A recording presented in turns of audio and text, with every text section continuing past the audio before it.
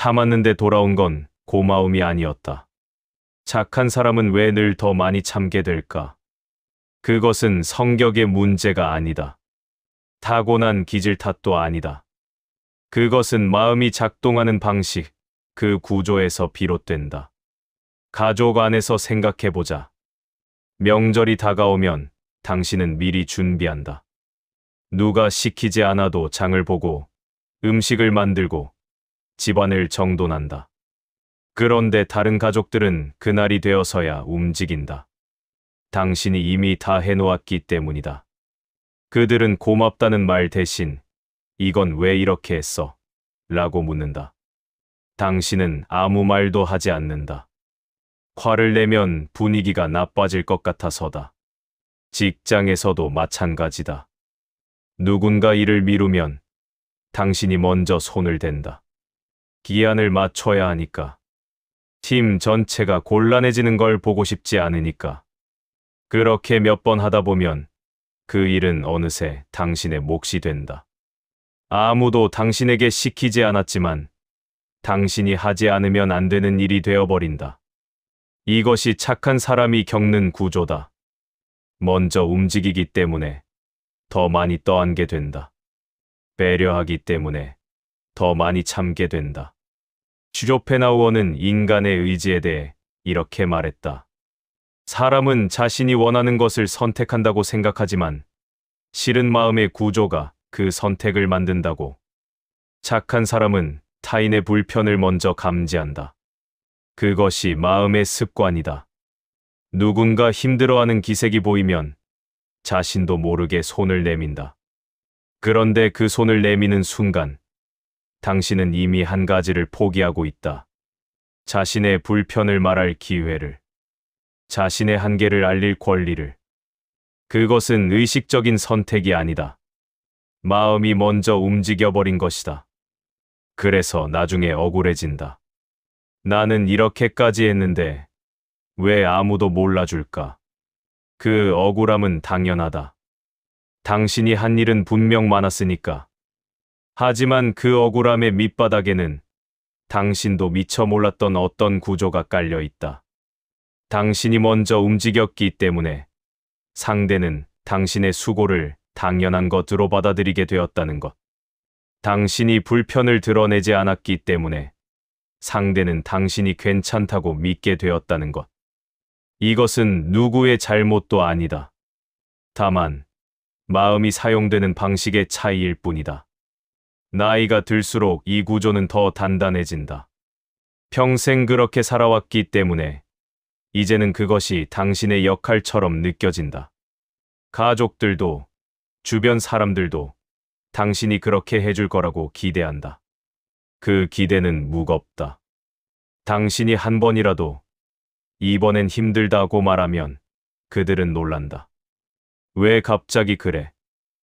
원래 잘해주던 사람이. 그 말 속에는 원망이 섞여 있다. 당신은 다시 입을 다문다.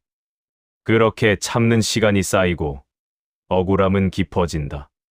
쇼펜하우어의 기록에는 이런 문장이 있다. 인간의 고통은 욕망에서 비롯되지만 더 깊은 고통은 자신의 선의가 이해받지 못할 때 찾아온다고. 착한 사람의 억울함은 바로 그 지점에서 시작된다. 내가 베푼 선의가 상대에게는 그저 편안한 일상이었다는 것. 내가 견딘 시간들이 그들에게는 아무 의미도 없었다는 것. 그 깨달음은 고통스럽다. 하지만 그 고통을 이해하는 것이 마음을 정리하는 첫걸음이다. 나이가 들수록 억울함은 더 깊어진다. 젊었을 때는 그래도 견딜만 했다. 나중에는 나아지겠지 하는 기대가 있었으니까. 시간이 지나면 사람들이 알아줄 거라고, 언젠가는 보상이 있을 거라고 믿었다. 그런데 세월이 흐르고 60을 넘기고 나니 그 기대는 허상이었음을 알게 된다.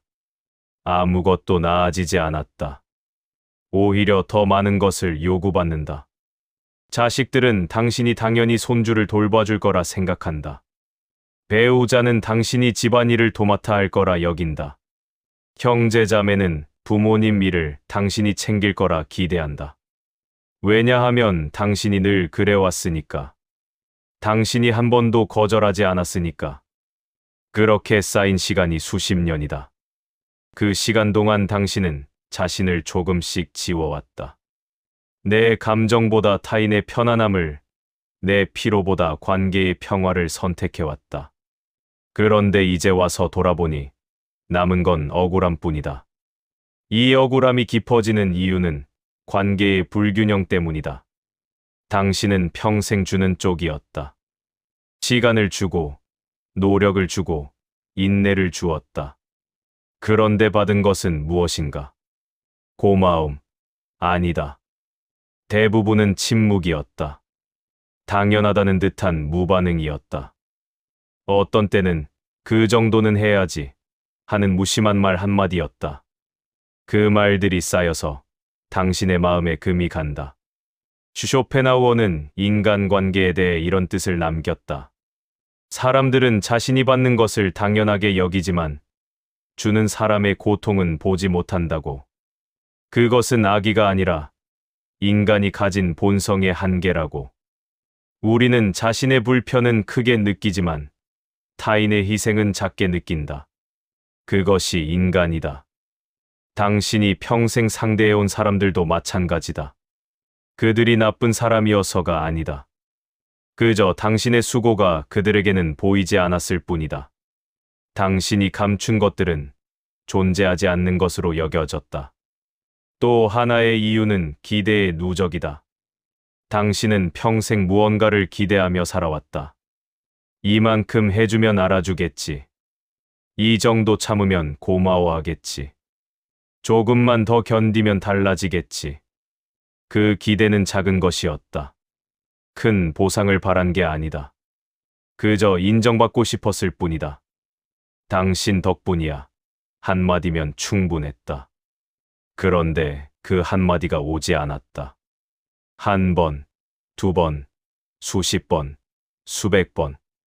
기대는 쌓이고 실망은 깊어지고 결국 억울함으로 변한다. 쇼펜하우어의 사유 속에는 이런 통찰이 있다. 인간의 고통은 충족되지 않은 욕망에서 오지만 더 큰 고통은 인정받지 못한 선의에서 온다고.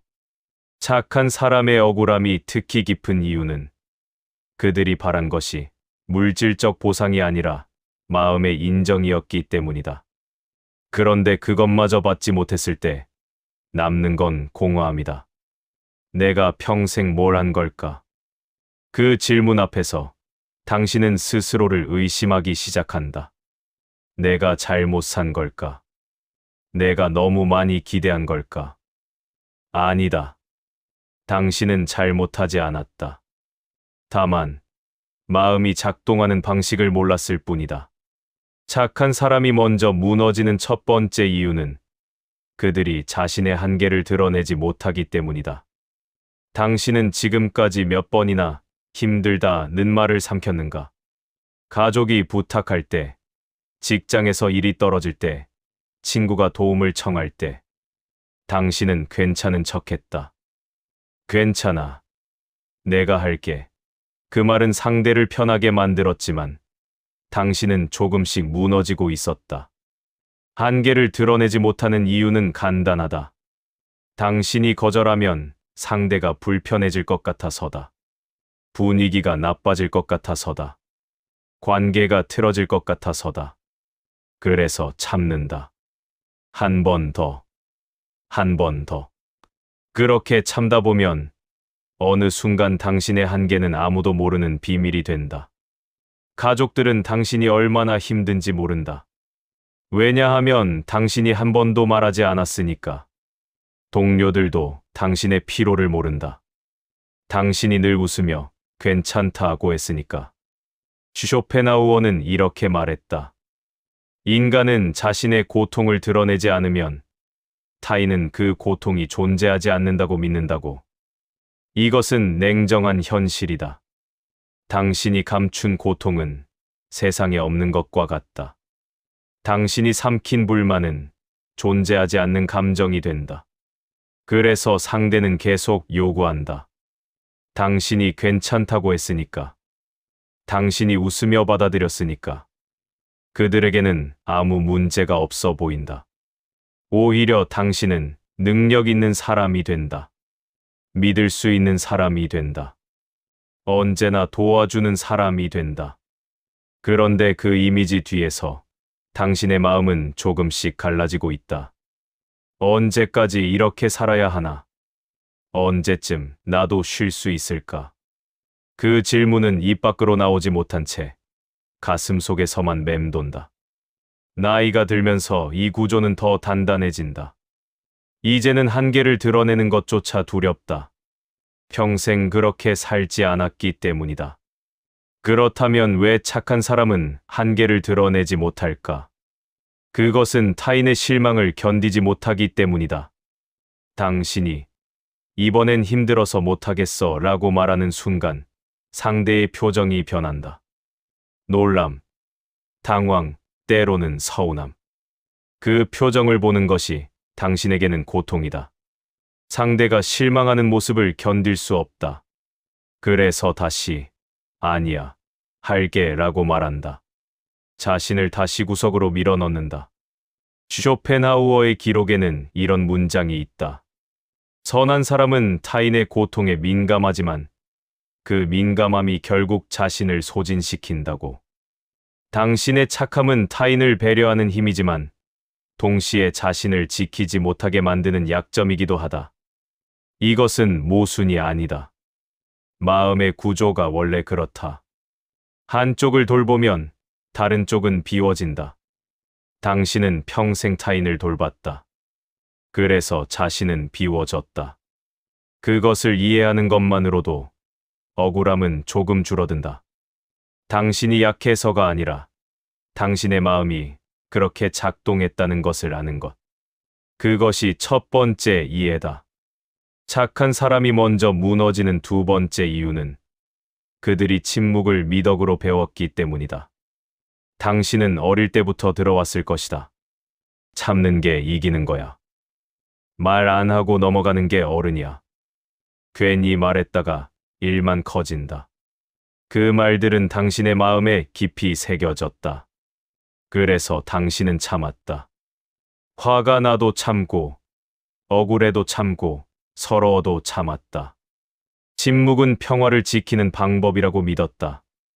실제로 많은 경우 침묵은 효과가 있었다. 당신이 참으면 싸움이 일어나지 않았다. 분위기가 나빠지지 않았다. 관계가 유지되었다. 그래서 당신은 계속 침묵했다. 그런데 시간이 흐르고 나니 침묵의 대가가 무엇이었는지 보이기 시작한다. 당신의 목소리는 점점 작아졌고, 당신의 의견은 점점 묻혔고, 결국 당신의 존재감마저 희미해졌다.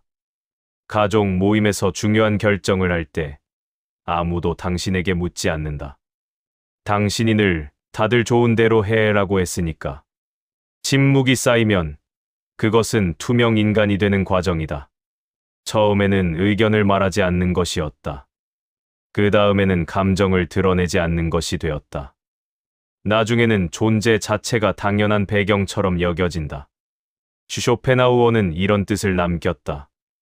침묵은 때로 지혜지만 지나친 침묵은 자신의 가치를 스스로 지우는 행위라고. 당신이 말하지 않으면 세상은 당신이 아무 생각이 없다고 믿는다. 당신이 불만을 표현하지 않으면 세상은 당신이 만족한다고 여긴다. 이것은 잔인한 현실이다.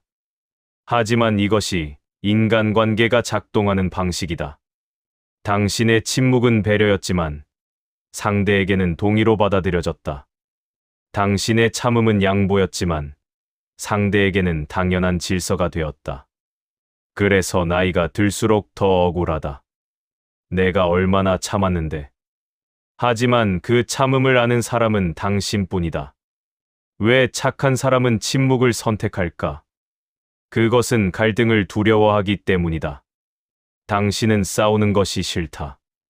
누군가와 언성을 높이는 것, 분위기를 험악하게 만드는 것, 그 모든 것이 당신에게는 고통이다. 그래서 말을 삼킨다. 조금만 참으면 지나갈 일이니까. 시간이 해결해 줄 거니까. 그런데 시간은 아무것도 해결하지 않았다. 오히려 문제는 더 커졌다. 당신이 침묵하는 동안 상대는 자신의 방식을 계속 밀어붙였다. 당신이 아무 말 하지 않으니까 그들은 그것이 괜찮다고 생각했다. 쇼펜하우어의 사유 속에는 이런 통찰이 있다. 갈등을 피하기 위한 침묵은 결국 더 큰 고통을 만든다고. 표현되지 않은 감정은 사라지는 것이 아니라 마음속에 쌓인다고. 그렇게 쌓인 감정은 언젠가 폭발하거나 아니면 당신을 안으로 무너뜨린다. 억울함, 분노, 서러움. 그것들은 모두 침묵 속에서 자란 것들이다. 침묵이 미덕이었던 시절이 있었다. 당신이 젊었을 때 그 시대는 참는 사람을 칭찬했다. 말없이 일하는 사람을 존중했다. 그런데 세상은 변했다. 이제는 말하는 사람이 권리를 얻는다. 표현하는 사람이 인정받는다. 하지만 당신은 여전히 침묵한다. 평생의 습관을 바꾸기 어렵다. 그래서 더 억울하다. 세상은 변했는데 나만 그대로다. 하지만 이것은 당신의 잘못이 아니다. 당신은 당신이 배운 대로, 당신이 믿은 대로 살았을 뿐이다. 침묵이 당신을 지켜주지 못했다는 것을 이제야 알게 된 것뿐이다. 그 깨달음 앞에서 당신은 조금 더 자유로워질 수 있다. 침묵은 더 이상 미덕이 아니어도 된다는 것을, 당신도 말할 권리가 있다는 것을, 그것을 아는 것만으로도 마음은 조금 달라진다. 착한 사람이 먼저 무너지는 세 번째 이유는 그들이 자신의 고통을 정당화하지 못하기 때문이다. 당신은 힘들 때마다 스스로에게 물었을 것이다. 이 정도 가지고 힘들다고 하면 안 되지. 다른 사람들은 나보다 더 힘든데 나만 유독 약한 건가? 그렇게 자신의 고통을 깎아내렸다. 당신의 피로는 피로가 아니라 나약함이 되었고 당신의 서러움은 서러움이 아니라 투정이 되었다. 왜 그럴까? 왜 착한 사람은 자신의 고통조차 인정하지 못할까? 그것은 비교의 습관 때문이다. 당신은 늘 남과 비교하며 살았다. 저 사람은 더 많이 일하는데, 저 사람은 더 어려운 상황인데, 그런데 나는 이 정도 가지고 힘들다고 하면 안 된다. 그 생각은 당신을 가두는 감옥이었다. 고통에도 자격이 필요한 것처럼 당신은 스스로에게 엄격했다. 그래서 참았다. 내 고통은 고통이 아니라고 스스로를 설득하며. 쇼펜하우어는 이렇게 말했다.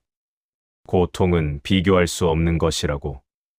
한 사람의 고통이 다른 사람의 고통보다 가볍다고 말할 수 없다고. 왜냐하면 각자의 마음은 다르고 각자가 견딜 수 있는 무게도 다르기 때문이다. 당신이 느끼는 억울함은 당신에게는 충분히 무겁다. 다른 사람이 더 힘들든 덜 힘들든 그것은 당신의 고통을 가볍게 만들지 않는다. 하지만 당신은 그것을 인정하지 못했다. 평생 이 정도쯤이야 하며 스스로를 다독였다. 그런데 그 다독임은 위로가 아니라 억압이었다. 당신의 마음을 더 깊은 곳으로 밀어넣는 것이었다. 그렇게 밀어넣은 감정들은 사라지지 않는다. 가슴 깊은 곳에서 썩어간다.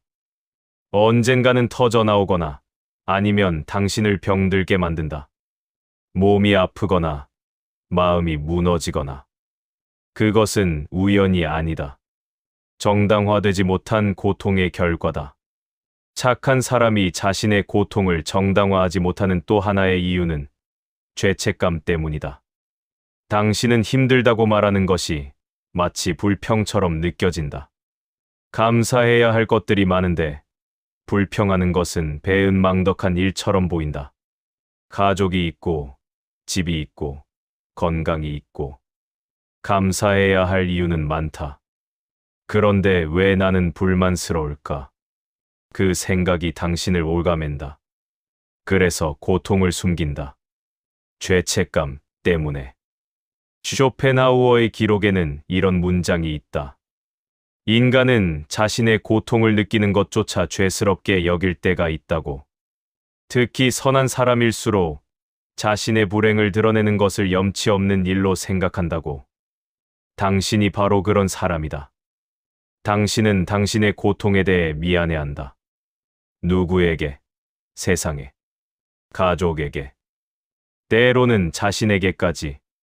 그 미안함이 당신을 갉아먹는다. 그렇다면 어떻게 해야 할까? 지금 당장은 아무것도 바꿀 필요 없다. 다만 이것 하나만 기억하면 된다.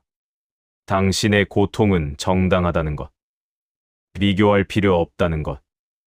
다른 사람이 더 힘들든 덜 힘들든 당신이 느끼는 억울함은 충분히 억울한 것이라는 것. 그것을 인정하는 것만으로도 마음은 조금 가벼워진다. 나는 힘들다. 그 문장을 입 밖으로 꺼낼 수 있을 때 당신은 조금 더 자유로워진다. 누군가에게 말하는 것이 아니어도 된다. 스스로에게라도 한 번쯤은 말해도 된다. 나는 정말 많이 참았고 정말 많이 힘들었다. 그 인정이 치유의 시작이다. 당신은 약한 것이 아니다. 당신은 충분히 강했다. 너무 오래, 너무 많이 강했다. 이제는 조금 쉬어도 된다. 그것을 허락하는 것이 세 번째 이해다. 착한 사람이 먼저 무너지는 네 번째 이유는 그들이 관계를 자신보다 우선시하기 때문이다. 당신에게 가장 중요한 것은 무엇이었나? 아마도 관계였을 것이다. 가족과의 관계, 친구와의 관계, 동료와의 관계. 당신은 그 관계가 깨지는 것을 견딜 수 없었다. 그래서 당신은 양보했다.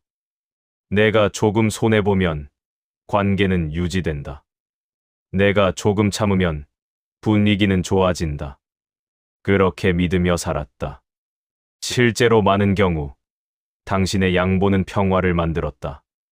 싸우지 않아도 되었고, 갈등이 커지지 않았고, 관계는 표면적으로 유지되었다. 하지만 그 평화의 대가는 무엇이었나? 당신의 마음이었다. 당신은 관계를 지키기 위해 자신을 조금씩 포기했다. 한 번, 두 번, 수십 번. 그렇게 포기하다 보니 이제는 당신이 무엇을 원하는지조차 잘 모르겠다. 당신의 의견은 항상 다들 좋은 대로였고 당신의 선택은 항상 상관없어였다. 쇼펜하우어는 이런 뜻을 남겼다. 관계를 지키기 위해 자신을 버리는 것은 결국 관계마저 망가뜨린다고. 왜냐하면 진정한 관계는 두 사람이 모두 존재할 때만 가능하기 때문이다. 한쪽이 계속 자신을 지우면 그것은 관계가 아니라 의존이 된다. 상대는 당신 없이는 불편하지만 당신과 함께 있어도 당신을 보지 못한다. 당신은 그저 편안함을 제공하는 배경이 되어버린다. 이것은 냉정한 현실이다. 당신이 평생 지켜온 관계는 어쩌면 진짜 관계가 아니었을지도 모른다. 당신의 희생 위에 세워진 불균형이었을지도 모른다. 그 깨달음은 고통스럽다. 하지만 그것을 아는 것이 중요하다. 당신이 무너진 이유는 관계를 너무 사랑했기 때문이다.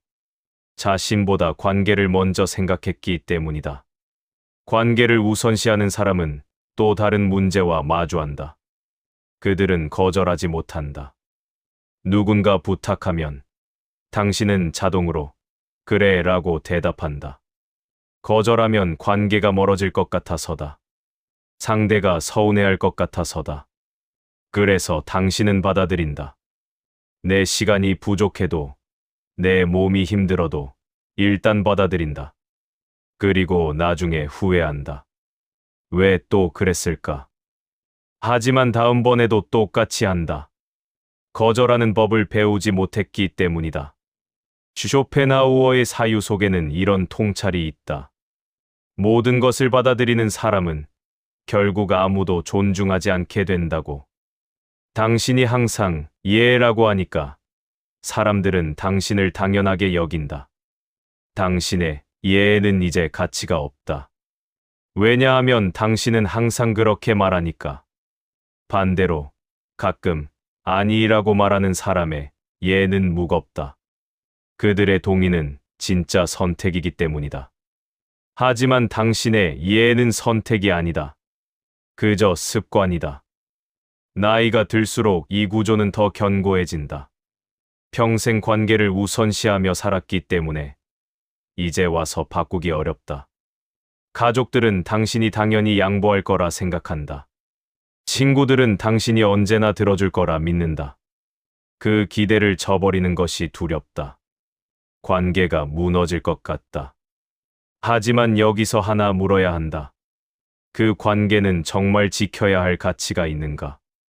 당신이 계속 자신을 버려야만 유지되는 관계라면 그것은 진짜 관계인가? 쇼펜하우어는 이렇게 말했다. 자신을 잃어버리면서까지 지키는 관계는 이미 관계가 아니라고. 당신은 관계를 지키려 했지만 정작 당신 자신은 지키지 못했다. 이제는 순서를 바꿔야 할 때다. 먼저 자신을 지키고 그 다음에 관계를 생각해도 된다. 그것이 이기적인 것이 아니다. 그것이 건강한 것이다. 당신도 존중받을 자격이 있다. 관계 안에서도 당신은 존재해야 한다. 그것을 기억하는 것이 네 번째 이해다. 착한 사람이 먼저 무너지는 다섯 번째 이유는 그들이 보상을 기대하면서도 요구하지 못하기 때문이다. 당신은 평생 무언가를 바라며 살았다. 인정받고 싶었고, 고마움을 듣고 싶었고, 당신의 수고가 헛되지 않기를 바랐다. 그 바람은 지극히 당연한 것이었다. 이만큼 했으면 조금은 돌아올 거라고 생각했다. 하지만 당신은 그것을 입 밖으로 꺼내지 못했다. 나 힘들었어. 고맙다는 말 한마디만 해줘. 나도 인정받고 싶어. 그런 말들을 삼켰다. 왜냐하면 그런 말을 하는 순간 당신의 선의가 거래처럼 보일 것 같았기 때문이다. 진심으로 해준 것인데 보상을 바라면 안 될 것 같았다. 그래서 당신은 기다렸다. 누군가 알아주기를, 누군가 먼저 말해주기를. 하지만 아무도 말하지 않았다. 당신이 요구하지 않았으니까. 이것은 착한 사람이 빠지는 가장 깊은 모순이다. 그들은 보상을 바라지만 동시에 보상을 요구하는 것을 부끄러워한다. 쇼펜하우어는 이렇게 말했다. 인간은 자신이 준 것에 대한 대가를 본능적으로 기대하지만 선한 사람은 그 기대를 드러내는 것을 수치스럽게 여긴다고. 왜냐하면 그들은 순수한 선의를 믿기 때문이다. 조건 없이 주는 것이 진짜 착함이라고 배웠기 때문이다. 하지만 그것은 이상이다. 현실 속 인간은 누구나 기대한다. 내가 준 만큼 무언가 돌아오기를. 그것은 이기심이 아니라 공정함을 향한 본능이다. 문제는 당신이 그 본능을 부정했다는 것이다. 나는 보상을 바라지 않아 스스로에게 거짓말을 했다. 하지만 마음속 깊은 곳에서는 계속 기다렸다. 그 기다림이 쌓여서 억울함이 되었다. 보상을 요구하지 못하는 또 다른 이유는 요구하는 순간 당신의 가치가 떨어질 것 같았기 때문이다. 당신은 늘 필요한 사람이고 싶었다. 믿을 수 있는 사람이고 싶었다. 만약 당신이 나도 힘들다, 나도 챙겨달라고 말하면 그 이미지가 깨질 것 같았다. 상대는 당신을 부담스럽게 여길 것 같았다. 그래서 참았다. 필요한 사람으로 남기 위해 당신의 필요를 감췄다. 쇼펜하우어의 기록에는 이런 문장이 있다. 자신의 필요를 감추는 사람은 결국 타인에게 필요 없는 사람이 된다고. 당신이 아무것도 요구하지 않으니까 사람들은 당신에게 아무것도 주지 않는다. 당신이 괜찮다고 하니까 사람들은 당신을 신경 쓰지 않는다. 이것은 냉혹한 현실이다. 하지만 이것이 인간관계의 본질이다. 당신이 말하지 않으면 아무도 알지 못한다. 나이가 들면서 이 억울함은 극에 달한다. 나는 평생 이렇게 해줬는데 돌아온 건 아무것도 없다. 그 생각이 머릿속을 맴돈다. 하지만 여기서 한 가지 물어야 한다. 당신은 정말 아무것도 요구하지 않았는가? 아니다. 당신은 요구했다. 다만 말없이 요구했다. 침묵 속에서 기대했다. 그 침묵을 상대가 알아주기를 바랐다. 하지만 사람들은 침묵을 읽지 못한다. 당신이 생각하는 것만큼 사람들은 눈치가 빠르지 않다. 당신이 바라는 것을 직접 말하지 않으면 아무도 모른다. 쇼펜하우어는 이런 뜻을 남겼다. 침묵 속의 기대는 가장 채워지지 않는 욕망이라고. 당신은 평생 침묵 속에서 기대했다. 그래서 평생 채워지지 않았다. 이제는 다를 수 있다. 당신도 요구할 권리가 있다. 나도 힘들다. 나도 도움이 필요하다. 그 말을 하는 것이 이기적인 것이 아니다. 그것이 정직한 것이다. 당신의 필요를 인정하는 것이 5번째 이해다. 지금까지 5가지를 들여다봤다. 한계를 드러내지 못하는 마음, 침묵을 미덕으로 여기는 습관, 자신의 고통을 정당화하지 못하는 태도, 관계를 자신보다 우선시하는 방식, 그리고 보상을 기대하면서도 요구하지 못하는 모순. 하나하나 따로 보면 그리 특별해 보이지 않는다. 많은 사람들이 이런 마음을 가지고 산다. 참고, 양보하고, 배려하며 사는 것. 그것은 평범한 일상이다. 하지만 이 5가지가 한 사람 안에서 동시에 작동할 때 그것은 평범함이 아니게 된다. 마음을 무너뜨리는 구조가 된다. 당신이 한계를 드러내지 못하니까 사람들은 당신에게 더 많이 요구한다. 당신이 침묵하니까 사람들은 당신이 괜찮다고 믿는다. 당신이 자신의 고통을 정당화하지 못하니까 당신은 스스로를 더 밀어붙인다. 당신이 관계를 우선시하니까 당신 자신은 점점 작아진다. 당신이 보상을 요구하지 못하니까 아무도 당신에게 돌려주지 않는다. 이 5가지는 서로를 강화한다. 하나가 다른 하나를 부르고 그것이 또 다른 하나를 끌어온다. 쇼펜하우어는 이렇게 말했다.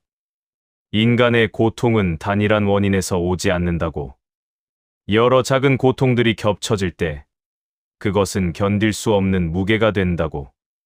당신이 느끼는 억울함도 마찬가지다. 한 번의 참음, 한 번의 양보, 한 번의 침묵. 그것 하나하나는 견딜만 했다. 하지만 그것이 수십 년 동안 쌓였다. 매일, 매달, 매년. 쌓이고 쌓여서 이제는 가슴이 무겁다. 숨 쉬기가 힘들다. 왜 나만 이렇게 힘들까 하는 생각이 떠나지 않는다. 하지만 당신만 그런 것이 아니다. 착한 사람들은 대부분 이런 구조 안에서 산다. 다만 그것을 입 밖으로 꺼내지 못할 뿐이다. 당신처럼 다들 참고 있다. 당신처럼 다들 억울해하고 있다. 그것을 아는 것만으로도 당신은 조금 덜 외롭다. 이제 당신은 알게 되었다. 그래서 당신이 늘 억울했구나. 당신이 약해서가 아니라 마음이 그렇게 작동했기 때문이라는 것을. 당신이 잘못 살아서가 아니라 당신의 착함이 이런 구조를 만들었다는 것을. 이 깨달음은 쓰라리다. 왜냐하면 평생을 돌아보게 만들기 때문이다. 그때 내가 말했더라면, 그때 내가 거절했더라면 후회가 밀려온다. 하지만 그 후회를 붙잡고 있을 필요는 없다. 당신은 당신이 할 수 있는 최선을 다했다. 당신이 가진 마음으로, 당신이 배운 방식으로. 지금 돌이켜보면 아쉬운 선택들도 그 순간에는 최선이었다. 그것을 인정해야 한다. 당신을 탓하지 말아야 한다. 쇼펜하우어의 사유 속에는 이런 통찰이 있다. 자신을 이해하는 것이 자신을 바꾸는 것보다 먼저라고. 지금 당신에게 필요한 것은 변화가 아니라 이해다. 아, 내가 그래서 힘들었구나. 그 문장 하나면 충분하다. 이제 앞으로의 삶을 생각해야 한다. 하지만 이것은 착함을 버리라는 이야기가 아니다. 이기적으로 살라는 말도 아니다. 다만, 착함의 방향을 조금 다르게 바라보자는 것이다. 지금까지 당신의 착함은 밖을 향했다. 타인을 배려하고, 타인을 편하게 하고, 타인의 마음을 헤아리는 것. 그것이 당신의 착함이었다. 하지만 그 착함 안에 당신은 없었다. 당신의 피로는, 당신의 고통은, 당신의 필요는 늘 뒷전이었다. 이제는 그 착함을 조금 안쪽으로 돌려도 된다. 타인을 배려하되 자신도 배려하는 것. 타인을 이해하되 자신도 이해하는 것. 그것이 이기심이 아니다. 그것이 균형이다. 쇼펜하우어는 이런 뜻을 남겼다. 자신을 돌보지 못하는 선의는 결국 지속될 수 없다고. 마음이 바닥나면 더 이상 아무것도 줄 수 없게 된다고. 당신이 무너지면 당신의 착함도 사라진다. 그러니 자신을 지키는 것이 착함을 지키는 길이다. 앞으로의 삶에서 당신이 할 수 있는 것은 작은 변화다. 거창한 결심이 필요한 것이 아니다. 한 번쯤, 이번엔 힘들다고 말해보는 것. 한 번쯤 거절해보는 것. 한 번쯤, 나도 힘들었다고 인정하는 것. 그것만으로도 충분하다. 처음에는 어색할 것이다. 죄책감이 밀려올 것이다.